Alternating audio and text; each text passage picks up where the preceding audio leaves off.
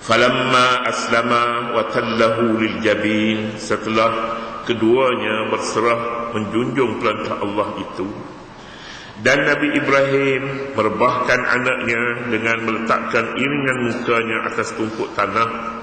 Kemudian kami sifatkan Ibrahim dengan kesungguhan azamnya itu telah menjalankan perintah kami. Wa nadainahu ayya Ibrahim, serta kami menyerunya, wahai Ibrahim, qad saddaqta ru'ya, engkau telah menyempurnakan maksud mimpi yang engkau lihat itu.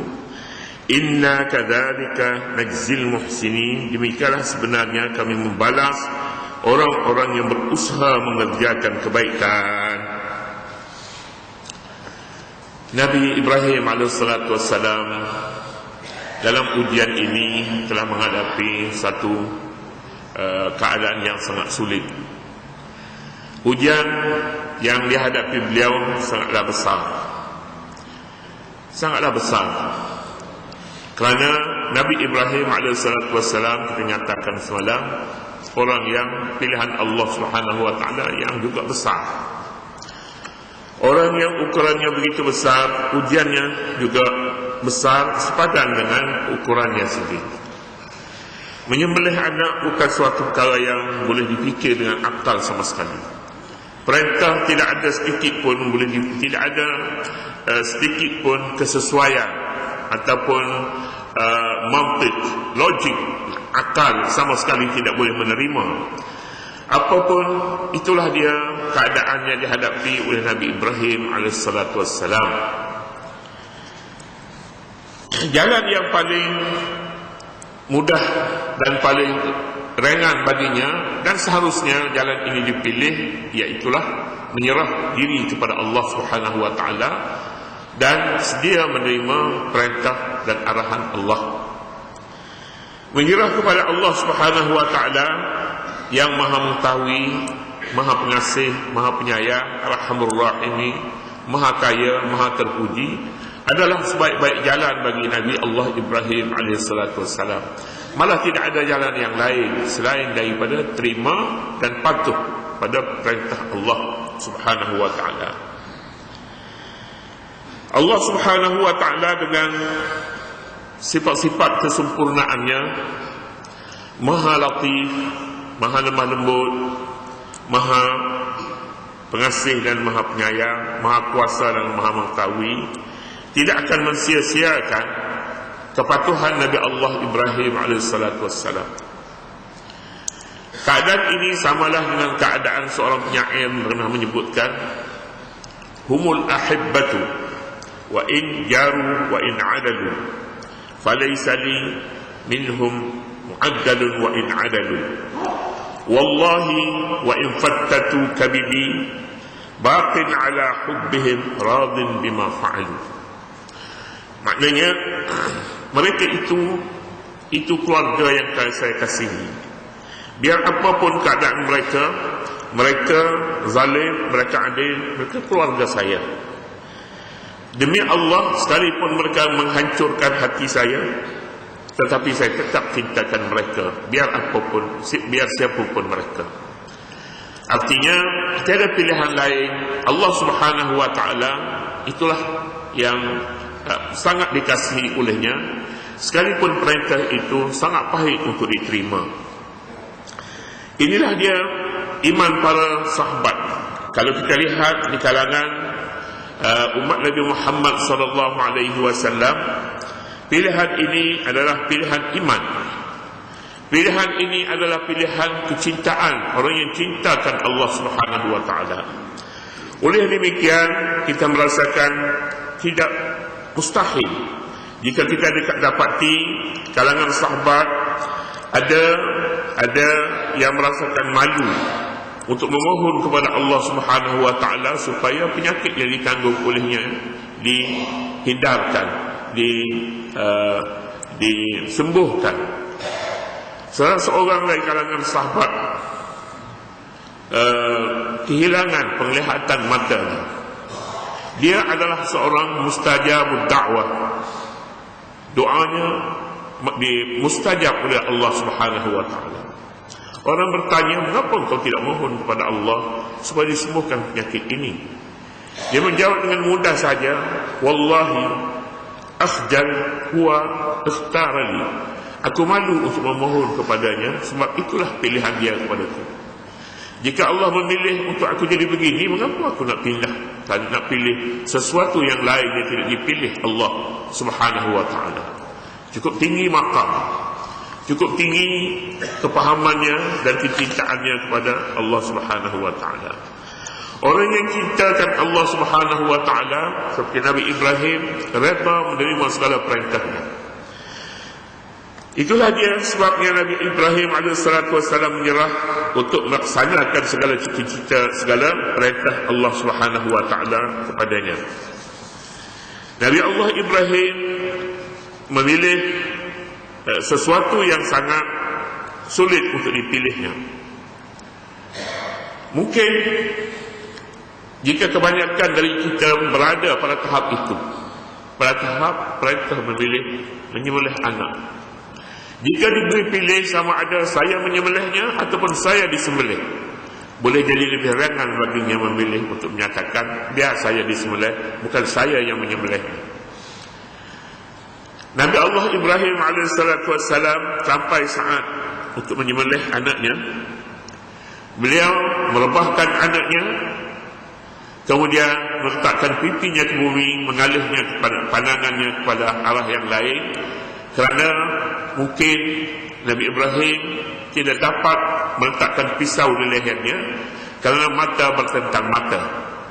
Biarlah matanya itu ke arah lain. Nabi Ibrahim AS menyembelih tanpa melihat matanya. Falamma aslama wa tallahu lil jabin. Nabi-nabi pernah melihat, pernah menghadapi suasana yang seumpama ini ataupun hampir sama. Nabi Allah Nuh AS apabila menghadapi saat sulit, Allah Subhanahu wa ta'ala akan menghantarkan malapetaka yang sangat besar, itu tufan. Sedang anaknya enggan bersama-sama dengannya. Pada ketika itu ombak besar menggulung untuk menghapuskan manusia yang derhaka. Pada ketika itu anaknya di lambung ombak, dan pada ketika itu juga disebut hal itu disebut dalam Al-Quran, wahala bainahumal mawju fakana minal mughraqin. Wahala bainahumal mawju, dan didinding oleh di antara keduanya, Nuh dan anaknya, oleh ombak besar. Ombak besar.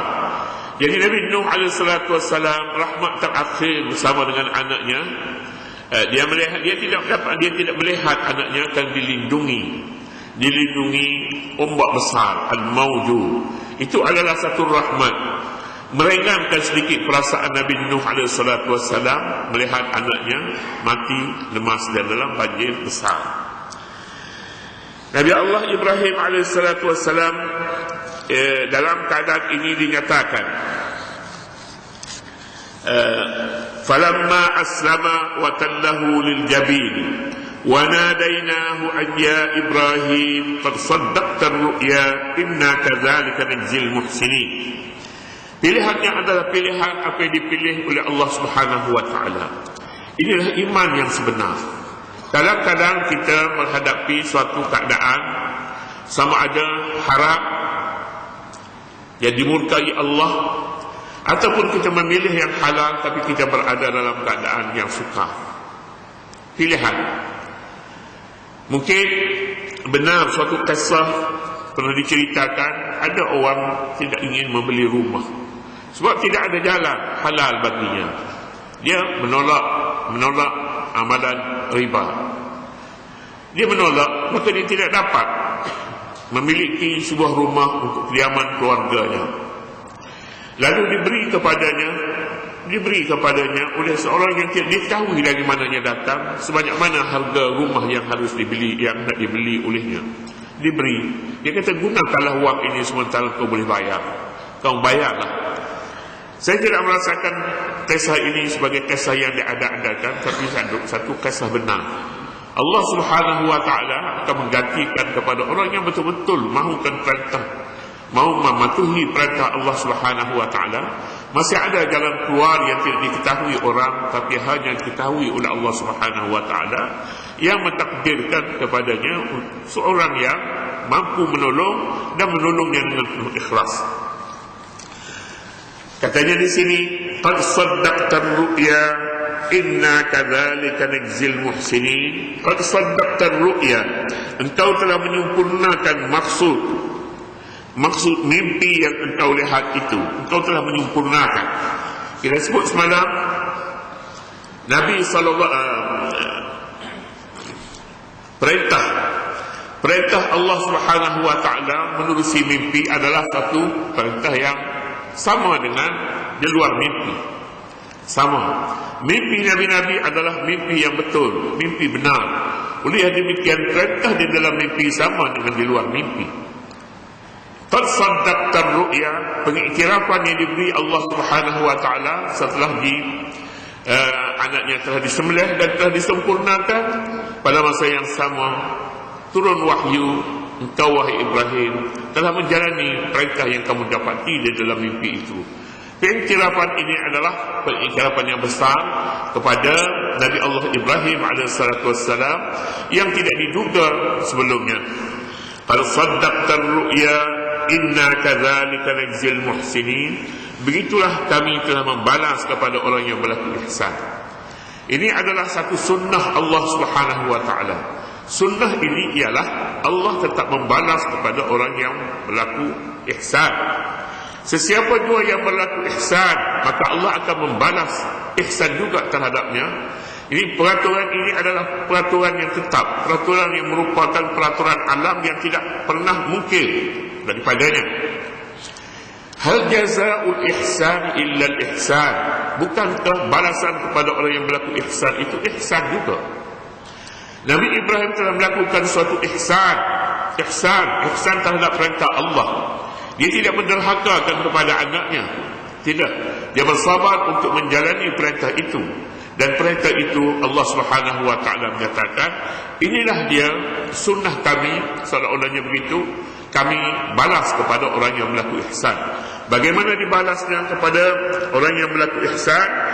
Ihsan menjalani ujian akan dinyatakan dalam ayat yang berikut, wa fadainahu bi dzibhin azim. Kami gantikan anaknya itu dengan suatu sembelihan yang sangat besar, iaitu satu binatang yang dibawa dari surga sebagai ganti pada tempat itu, pada tempat Ismail, ketika Nabi Ibrahim meletakkan pisau padanya. Kadang yang diberi Allah Subhanahu, ihsan yang diberi Allah Subhanahu wa taala juga tidak besar, aneh dan menentang peraturan-peraturan yang pernah berlaku dalam alam ini. Tetapi janji Allah Subhanahu wa taala untuk membalas ihsan kepada mereka yang berlaku ihsan boleh berlaku dalam apapun keadaannya. Besarnya ujian, besarnya pula tingginya pula iman, dan anehnya pula penghargaan Allah Subhanahu wa taala dan pembalasan terhadapnya.